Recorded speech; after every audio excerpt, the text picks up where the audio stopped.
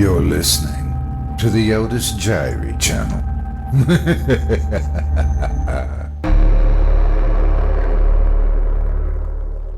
A Hitchhiker on Death Valley's Scenic Byway by Dave Stancliffe, performed by Otis Jiry. Hardin was driving east along SR 190, also known as the Death Valley Scenic Byway, when he spotted a man in a wheelchair.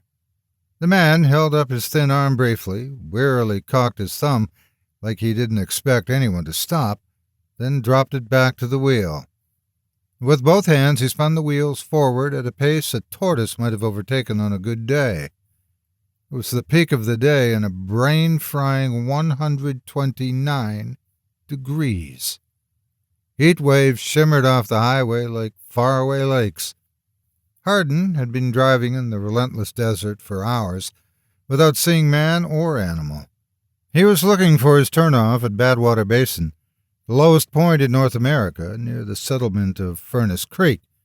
He had important business to take care of there. Furnace Creek consisted of a visitor's center, museum, and headquarters for the Death Valley National Park Service. The tiny village, with less than 20 inhabitants, lived in a nearby campground.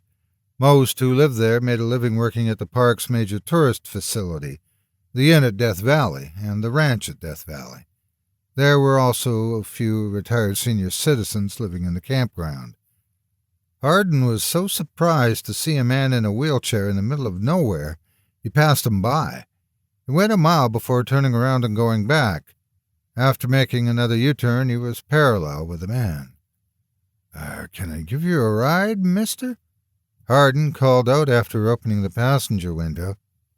"I reckon I could use one," the old-timer replied and spat out a wad of tobacco. His long beard was stained with tobacco juice. Hardin pulled ahead of him and off to the side of the road. He popped the trunk of his SUV and walked around to the back.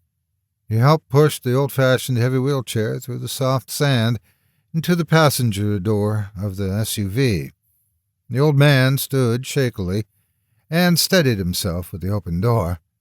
When he was securely inside, Hardin closed the door and pushed the wheelchair around to the back and loaded it in.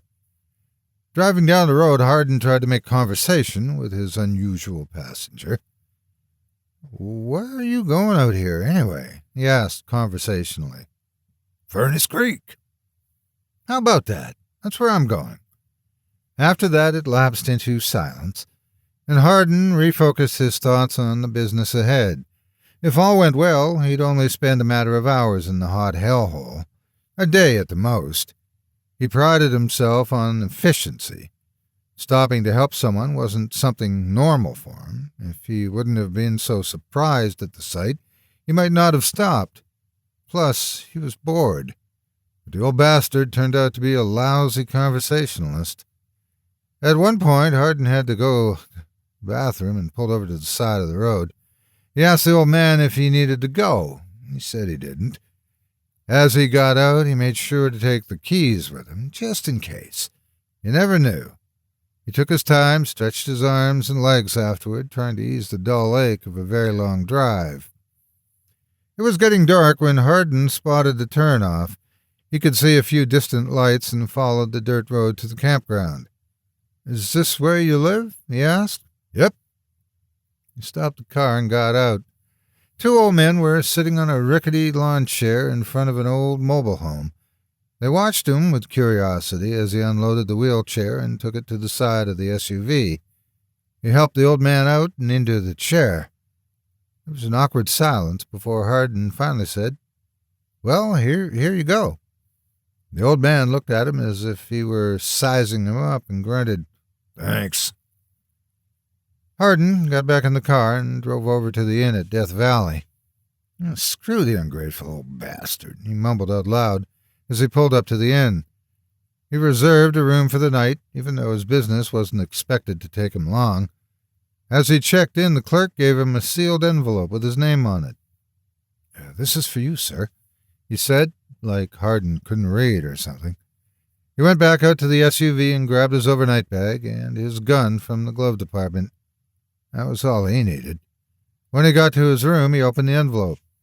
There was a photo with the man's name written on it and an address. The thought of getting a good night's sleep was irresistible. He decided to take care of business in the morning when he would be more rested. The air conditioning in the room lulled him into a comfortable sleep. The next morning, after having a cup of coffee and a light breakfast, he studied the note and photo again. The address was in the campground he was at last night. Driving over to it, he thought about the old man in the wheelchair. When he got there, the two old men from the day before were sitting on their lawn chairs, talking with his hitchhiker friend in his wheelchair. He pulled out the photo again and got out of the SUV. As he walked up to them, he called out, "Hi, I'm looking for Jude Grisham." He held the photo out and waited for an answer. As he looked at the hitchhiker, something slowly dawned on him. He imagined him without his long beard, like the shaved face in the photo. Instinct took hold, and he pulled his concealed gun out and said, "Hey, Jude, this is from Harry Canal." To his surprise, nothing happened when he pulled the trigger. Jude smiled at him and threw the bullets on the ground by his feet.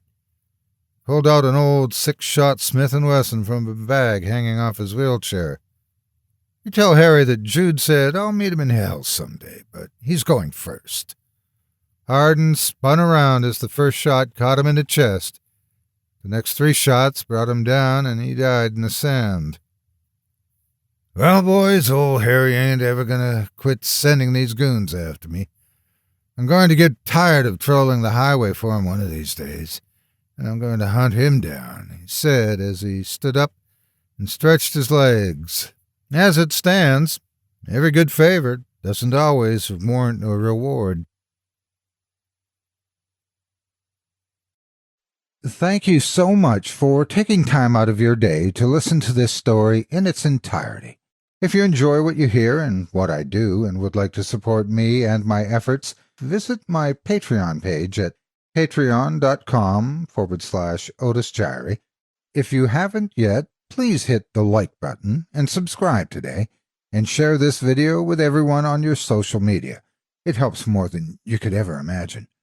Again, thank you for listening and have a great day. God bless you.